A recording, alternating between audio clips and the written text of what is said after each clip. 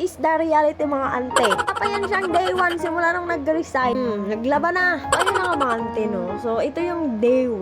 Wala pa nga day 1, te. Half day. So, this is the reality mga ante. Malulungkot lang yan siya ng saglit. Hindi pwede nang matagal. And back to the ball game na naman yan siya. Hindi talaga yan siya pwede maglungkot-lungkutan mga ante ko kasi ang dami niyang mga obligasyon. At dahil nga wala nang work yan siya, hala, hindi na magkakapera yan. Wala nang hihintayin sa 15 tsaka 30 yan. Feeling ko talaga mga ante, ang magiging content ko talaga dito is maglalaba lang talaga yan siya everyday. So, ang dami nga nagtatanong mga ante. So, bakit ako nag-resign?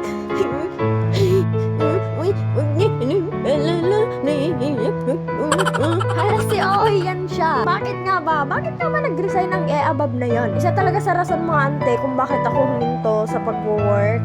Gusto ko lang naman gusto ko lang na alagaan talaga yung mga anak ko. Kasi na-realize mo mga ante, parang ang dami ko nang na-miss na mga milestone nila. Ala!